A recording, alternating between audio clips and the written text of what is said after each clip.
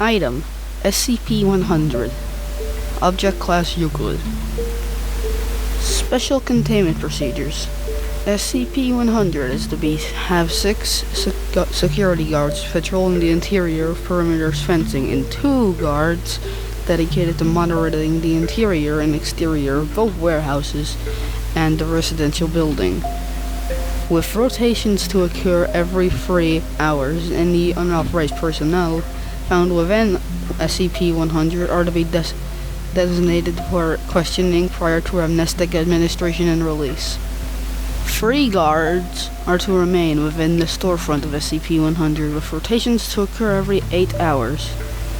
The storefront entrance is to remain locked at all times, with keys provided to necessary personnel. Private property and no trespassing signs are to be posted at the front of the storefront and to deter any drivers from stopping at SCP-100.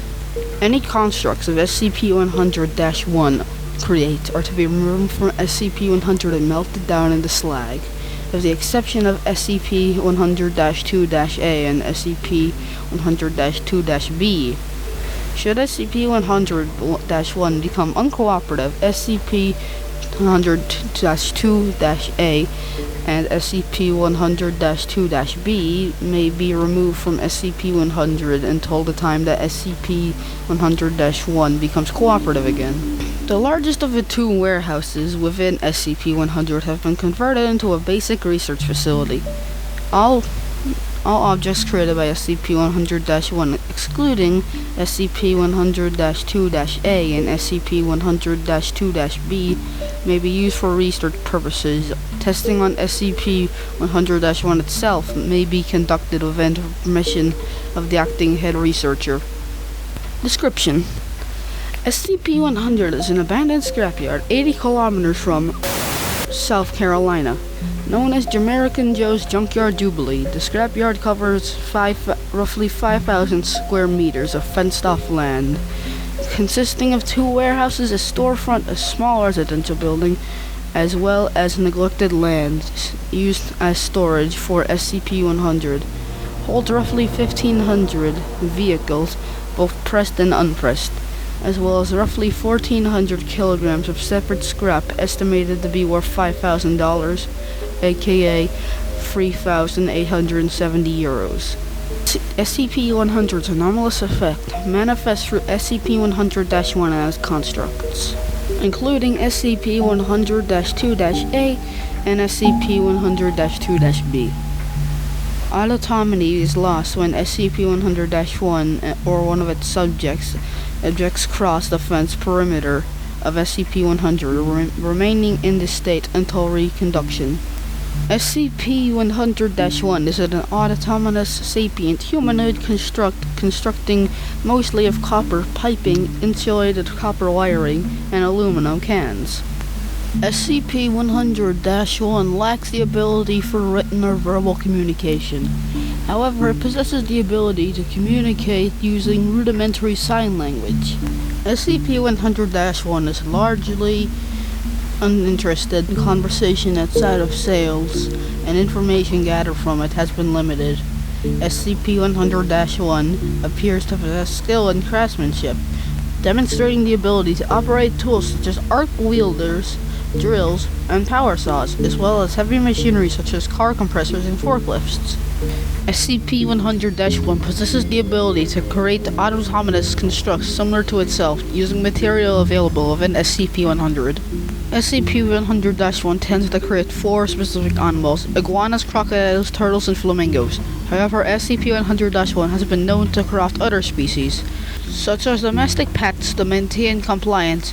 SCP-100-1 has been allowed to keep 2 objects labeled SCP-100-2-A and SCP-100-2-B. SCP-100-2-A and SCP-100-2-B are constructs specifically resembling insects, assumed to be created by SCP-100, as they have occupied SCP-100 since the initial recovery of SCP-100. The names Raymore and Beat Race are wielded into the backs of SCP-100-2-A and SCP-100-2-B respectively. They appear to operate as both companions as well as guards for SCP-100, as they patrol the perimeter of SCP-100 except during intervals of interaction with SCP-100-1. SCP-100-1 appears to follow a ritualistic schedule, repeating the same actions daily. From 800 to 1500, SCP-100-1 enters the storefront of SCP-100, seating itself behind a counter and attempting to bargain with any humans within the storefront. Occasionally, SCP-100-1 will return to the yard for prematurely reasons unknown. From 1500 to 1600, SCP-100-1 interacts with SCP-100-2-A and SCP-100-2-B, communicating using vague hand and arm gestures. Interaction tends to consist of grooming, repair, and activities resembling fetch and hide and seek. From 1600 to 2000, SCP-100-1 performed various tasks, including taking stock of material within SCP-100, cleaning and maintaining tools and heavy machinery, and cleaning the interiors and exteriors of buildings present within SCP-100. From 2000 to 0000, SCP-100-1 performs what is assumed to be leisurely acts, ranging from creating new constructs and interacting with SCP-100-2-A and SCP-100-2-B, and patrolling SCP-100. From 0000 to 800, SCP-100-1 enters the residential building where it remains seated at a desk for the duration of this time. In the event that a human enters the storefront of SCP-100 during the interval of time that SCP-100 is seated behind the counter, SCP-100-1 will attempt to bargain with them, using a variety of gestures to convey meaning. Most attempts by SCP-100-1 are to sell scrap figures of its own creation, or repair services. However, it's been known to purchase scrap. Despite SCP-100-1's inability to read, it possesses the ability to perform basic mathematics as demonstrated by sales. Sales made by SCP-100-1 are typically met with some degrees of unfairness.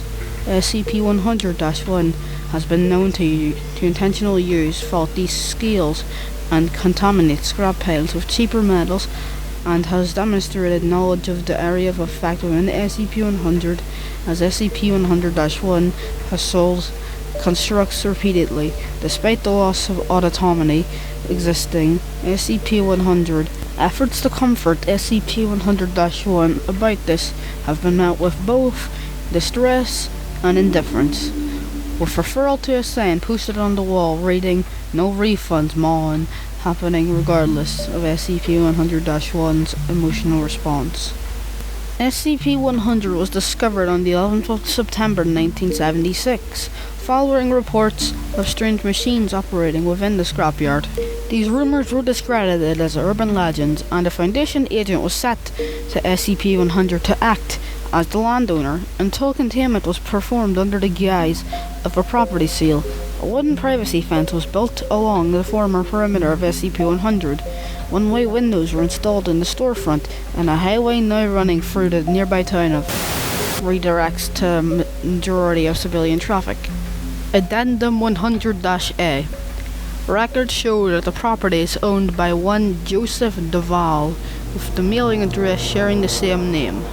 Local utility companies report billing had stopped approximately 3 months before the discovery of SCP-100, which was found abandoned, save for SCP-100-1, SCP-100-2-A, and SCP-100-2-B, and several avian canine figures presumed to be made by SCP-100-1.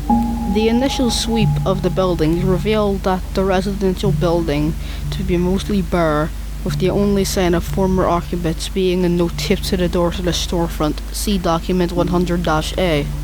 Incident 100-A. On the 6th of March 2005, SCP-100-1 created a humanoid autonomous construct 10 centimeters in height, the first time SCP-100-1 has done so. Significant effort was put into this construct compared to others, with greater detail applied to the construct, including facial features and JJ welded into the back of the construct, and stainless steel making up the majority of the construct. SCP-100-1 placed the construct on the counter of the storefront during the duration of this scheduled interval, both using vague gestures to seemingly communicate with one another. Following the confiscation of this construct, SCP-100-1 remained seated within the residential building of SCP-100 for a total 10 days. Document 100-A. The following copy of a note discovered upon recovery of SCP-100. Out to lunch. Please see Assistant JJ.